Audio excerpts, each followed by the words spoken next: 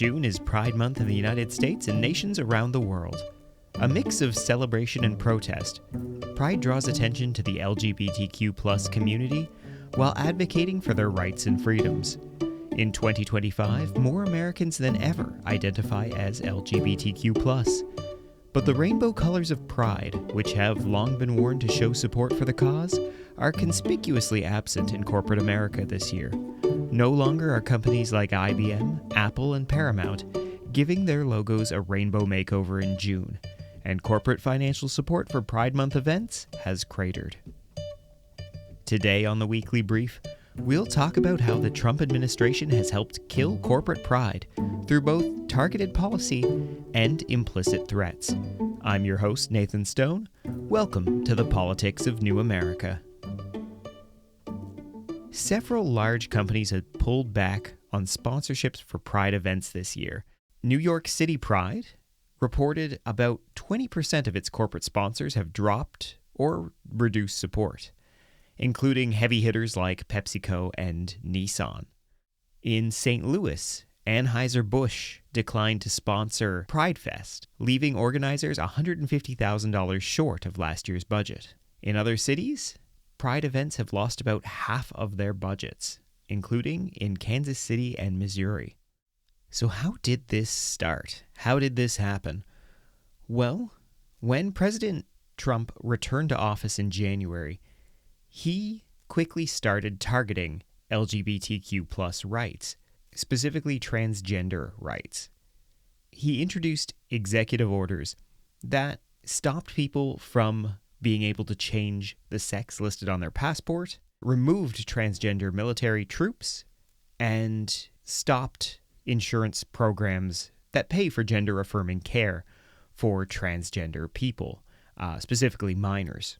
And of course, the quite famous push to get transgender athletes out of women's sports. We're going to start off today by looking at a pair of executive orders. Now, a lot has been made of the cuts to diversity, equity, and inclusion, DEI, throughout federal agencies, notably the Pentagon, as well as the Trump administration putting the squeeze on private industries to end their DEI programs. And those are really important, but I also want to kind of highlight the language that the Trump administration uses when they're talking about some LGBTQ issues, specifically trans issues, and the way that this language is so pointed and even hateful towards the trans community, I think serves as sort of a barometer to corporations, because corporations listen to the United States federal government. They take cues from the United States federal government about what is and isn't acceptable. And I think these executive orders are part of the larger story of the pullback. So I want to share those with you today. First up is probably the most direct executive order. This is 14187. Protecting children from chemical and surgical mutilation. This is an executive order that specifically targets transgender rights and honestly is probably the most aggressive of Trump's transgender policies, just in terms of language. I'm just going to read the first section for you. Section 1 is policy and purpose, and you'll get the gist of this pretty quick. Across the country today, medical professionals are maiming and sterilizing a growing number of impressionable children under the radical and false claim that adults can change a child's sex through a series of irreversible medical interventions. This dangerous trend will be a stain on our nation's history and must end. Countless children soon regret that they have been mutilated and begin to grasp the horrifying tragedy that they will never be able to conceive children of their own or nurture their children through breastfeeding. Moreover, these vulnerable youths' medical bills may rise throughout their lifetime as they are often trapped with lifelong medical complications, a losing war with their own bodies, and tragically sterilization. Accordingly, it is the policy of the United States that it will not fund, sponsor, promote, assist, or support so-called transition of a child from one sex to another. and it will rigorously enforce all laws that prohibit or limit these destructive and life-altering procedures. The words used here, right? Mutilation, dangerous trends, vulnerable youths. This is really stark language, and it gets to the heart of the administration's issues around transgender policy. And of course, when we're talking about pride, when we're talking about LGBTQ+, the T, of course, for transgender, it almost doesn't matter that they're not specifically targeting the other groups at the moment because of how viciously they're going after the nation's transgender community. And the other groups are still facing pressure because of the rollback of DEI programs. Those programs are often thought of as kind of the successors to affirmative action. They're a little bit more broad, of course, but they are very important protections and encouragement to include LGBTQ plus people in the workforce.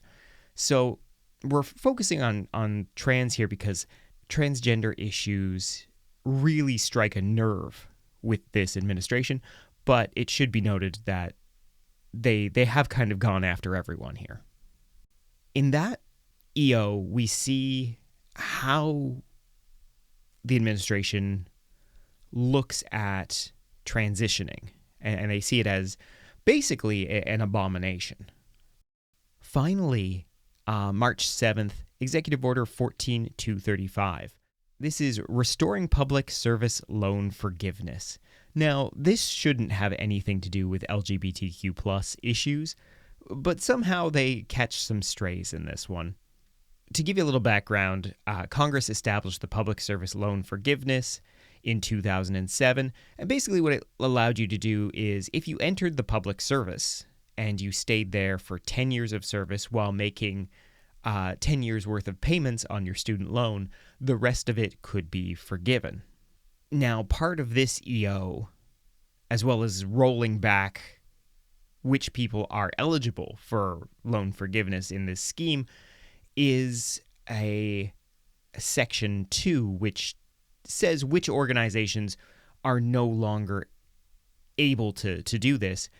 And it excludes organizations that engage in activities that have a substantial illegal purpose, which is kind of funny when you think about it, because if you think an organization that is part of the public service has substantial illegal purpose, that's the question then becomes, why does this service exist? And we'll see here, it's more of we don't like what you do. So there's several things here. Section 2, Part C is what we're going to hone in on here. Child abuse, including chemical or surgical castration or mutilation of children, or the trafficking of children to so-called transgender sanctuary states for the purposes of emancipation from their lawful parents in violation of applicable law. Now, again, this is wild stuff because trafficking children is quite a way to put these kids traveling for gender affirming care. But the fact that we're saying child abuse, trafficking and law violations here, again, this just over and over again in these executive orders, we see and read about the administration's hostility towards transgender rights.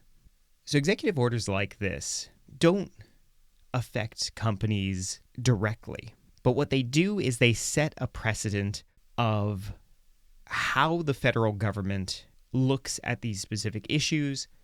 It shows everyone who's paying attention what their priorities are, and it has had this chilling effect on pride, specifically corporate pride. Now, corporate pride is one of those things where I think everyone involved in Pride kind of knows that, yeah, this is a marketing stunt for these companies. These things are very, I don't want to say soulless, but very specifically targeted just to kind of make some money off of the LGBTQ population.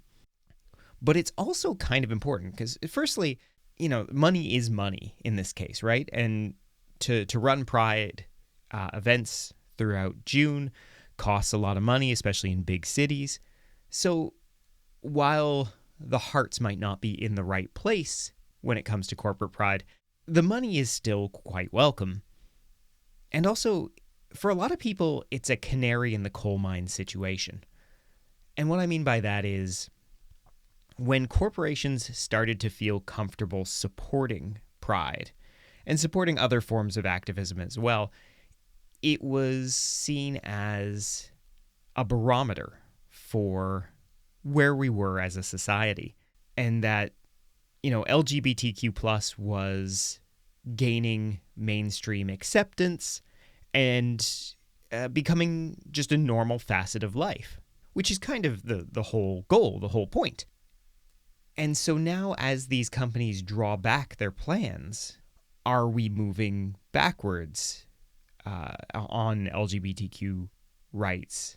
And if so, is it going to be more dangerous going forward to have Pride events?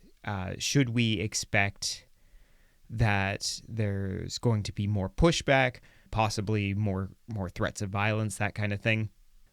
One thing that's really interesting is the United States has never had more of its population identify as LGBTQ+ than in 2025.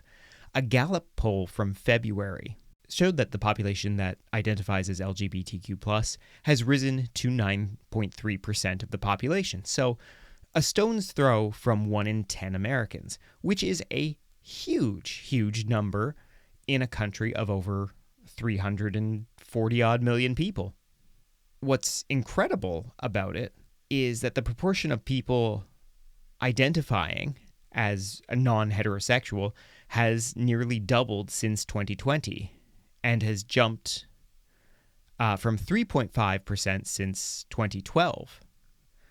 So a lot more people are coming out, and this is being led by the young, specifically Generation Z. That's kids born 1997 to about 2006, where it's almost 1 in 4. It's actually 23.1%. And then it kind of steps down per generation. So as LGBTQ issues have become more mainstream, become more accepted, you see more and more of the population identify as not heterosexual. What we seem to be seeing in the Trump administration, like we see with so many societal changes that have shook, I think, the conservative movement since the civil rights movement, is that the Trump administration is a backlash to this, right? It is proclaiming its devotion to what it considers to be normal, traditional values. So, heterosexual, basically. Looking at another survey here, Gravity Research recently surveyed more than 200 corporate executives. It was all around risk management and pride and basically what they were thinking. And none of those businesses surveyed planned to do more for Pride than they had in previous years. A good proportion planned to do less, to pull back, or to do at most what they had done before. These business leaders cited pressure from the Trump administration as the primary reason for changing their Pride Month approach, according to the survey. They also said they were wary of provoking right-wing customers and activists, and the Trump administration has threatened to investigate companies with DEI programs. And so that kind of thinking has kind of seeped into well, if we can't support LGBTQ plus folks as far as hiring practices go, is it smart for a corporation to be seen publicly endorsing the LGBTQ plus movement in Pride? And a lot of corporate leaders are saying, no, it's not. Now, it's easy to blame these corporations for being, fair weather friends at the best, because really the Trump administration has made vague threats of investigations. They've kind of pointed out that they don't like this, and you could get into trouble for supporting these initiatives, DEI, transgender rights, LGBTQ plus initiatives. But much like what they've been doing with the FCC, where they've been lobbying threats against media companies, they haven't really had to do anything. They've just been able to have this chilling effect without really having to lean on these companies too hard. And it's sad to see these companies kind of roll over without a fight, but it's not super surprising, because there's some very simple math that goes into it, and that is that the federal government, if you are a corporation that does a lot of business in the United States, it has a lot of leverage over you, right? It can really make things very difficult and, more importantly, very expensive for you. And this administration wields its government power as a weapon. Well, we've seen it weaponize agencies. It has levers that it can pull to get you to do what it wants, and it's not afraid to use those levers. It's really scared off a lot of support for Pride. However, companies should also tread carefully of going too far in the other direction, lest they alienate the growing LGBTQ plus demographic, right? They're caught in a no-win scenario, I think, in a lot of ways, because I think very rightfully, if this is a company that has said that they supported LGBTQ plus people in the past, and now suddenly they've gone silent, they're going to have some questions to answer. And I think people in the community are right to be very skeptical of any company that has pulled back really without any sort of fight or without any sort of statement, and just said, oh, no, sorry, you're not profitable anymore. Now, where does this leave the LGBTQ plus community? Well, in a lot of ways, kind of back where they started. So before Pride was a big corporate sponsored party, it was a protest. It was a movement, a social movement, and it still is in a lot of ways. But I think for especially the young who may not have been around when a lot of these fights were being fought, they probably know Pride as kind of a big party. And I think what we're starting to see in the United States is that Pride might have to go back more towards its roots. It might have to become more of a protest. It might have to become more of a movement and really fight to defend the rights that are under attack. We've talked specifically about transgender issues and a little bit about DEI, but these are kind of thin edges of the wedge, right? If there is a silver lining here, it's that the LGBTQ plus community is astronomically larger than it was in the past, and therefore has a lot more potential political power, social power, and financial power than it has ever had before. And I think it's going to take some real organization, but the LGBTQ plus community could make themselves heard in a very big way that former corporate sponsors and even the federal government would have to take notice. And that's going to do it for this weekly brief. Be sure to check out our next main episode coming at you on Monday, and that one is going to focus on MAGA going global. So I'll see you there. Thanks for listening. If you enjoyed the show, please subscribe, give us a 5-star rating on your podcast platform of choice, and tell all your friends. The Politics of New America is hosted by Nathan Stone and produced by Josh Carmody. You can follow us on Blue Sky at Politics New America.